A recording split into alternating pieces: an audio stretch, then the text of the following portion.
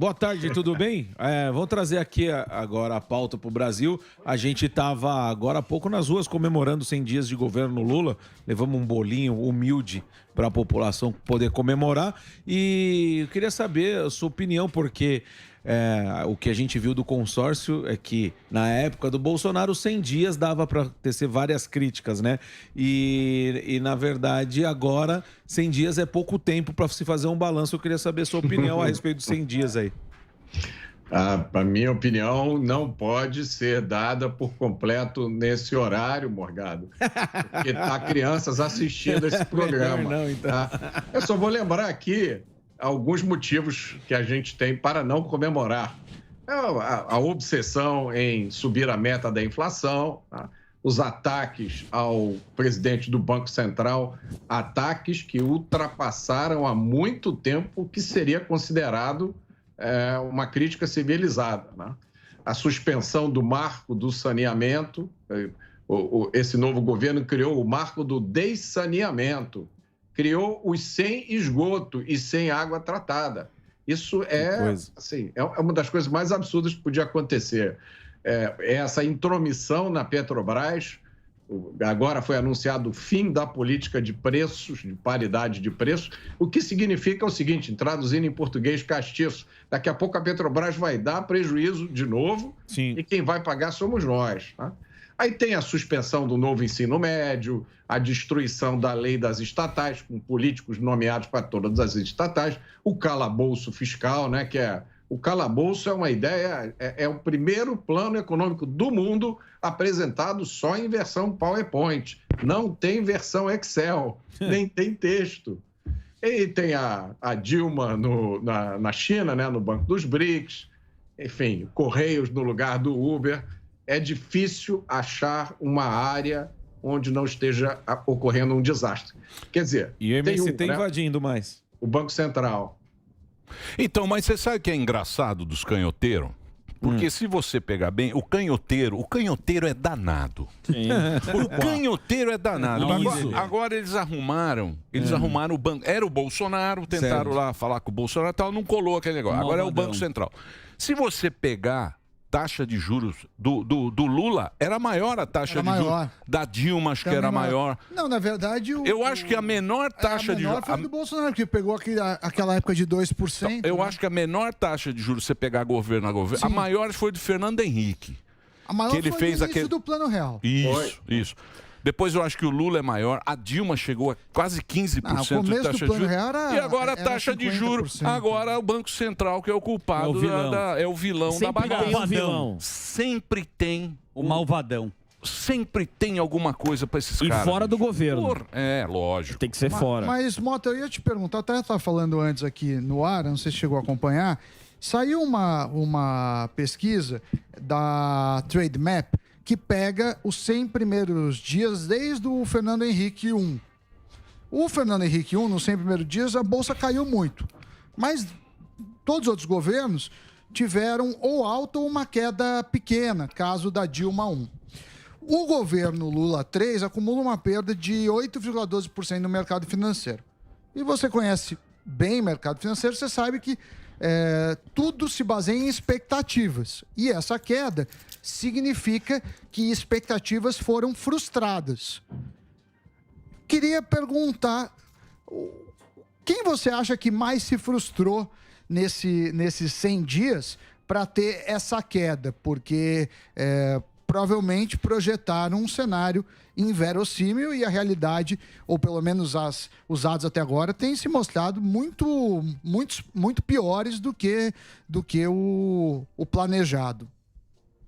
Sami, eu tenho tido conversas com várias pessoas influentes na sociedade, várias instituições, e algumas delas estão genuinamente surpresas, porque tinham mais ou menos uma ideia de que não ia acontecer o que aconteceu nos últimos 4 anos, mas não esperavam tanto, tão rápido e de forma tão descarada.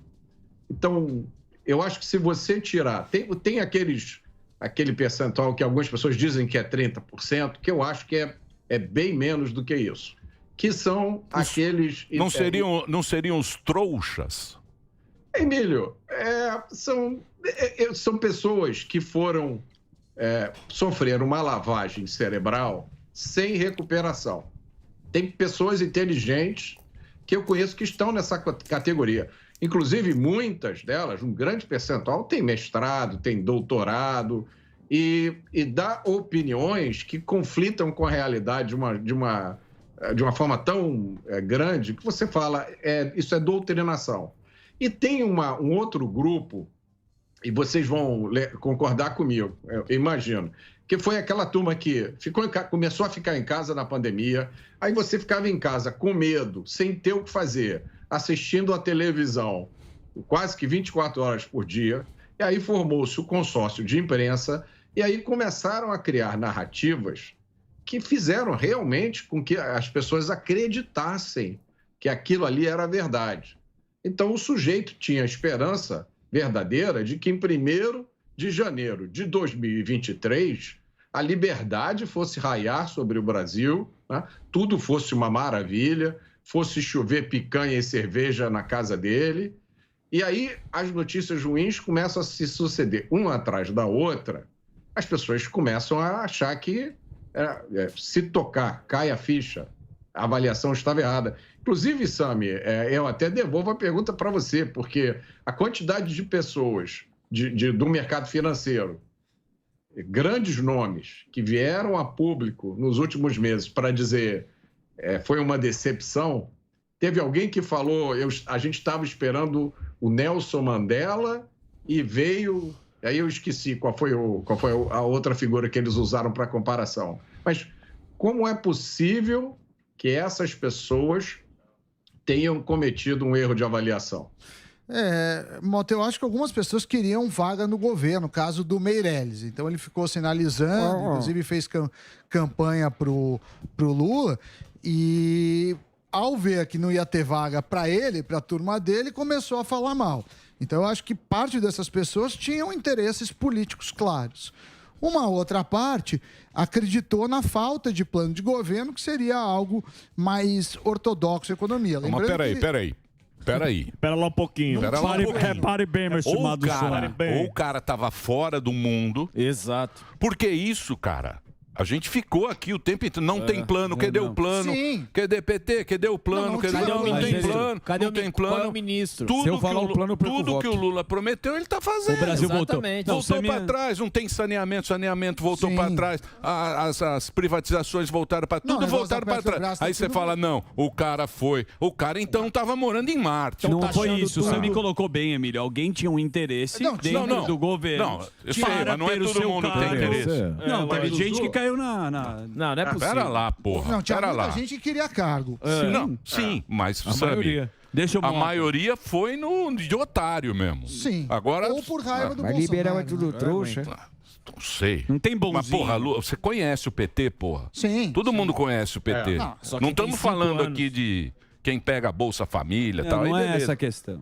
O quê? A questão foi bem colocada pelo Sami. Teve muito cara do mercado financeiro e político que tinha um interesse no governo. Não, mas não é muita gente. Muita gente. Pô, o cara teve milhões de votos. Ele teve não é muita gente. Tudo bem, e o discurso também. Pegou pandemia, Bolsonaro malvadão. Não tem desculpa. Tem um pacote pra... O Mota sabe melhor. Ô, Mota, não vem com desculpinha, não. Vocês estão com muita desculpa pra essa turma. Não, eu discordo completamente disso, porque vamos imaginar, você é um cara do mercado financeiro. Esses caras... Tem pouca gente burra ali, né? E administram bilhões em dinheiro. Você vai querer um cargo num governo cuja plataforma de campanha, basta você olhar para aquela plataforma de campanha, o diagnóstico é o que o Paulo Guedes deu. Argentina em 6 meses, Venezuela 1 ano. Você vai querer um cargo nesse governo? Para quê? Assim... Você vai querer comprar uma passagem, mudar o seu patrimônio todo lá para fora e ir embora, né?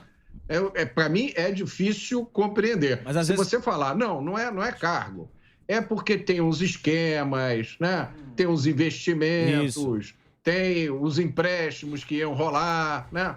Um terreno que está para ser liberado há um tempão para um loteamento, aí eu até entendo. Mas mesmo assim, gente... O médio prazo disso é ruim para todo mundo. Ninguém vai conseguir viver no... Não adianta você ter um resort na Venezuela. Não vai ninguém. Tá? Boa.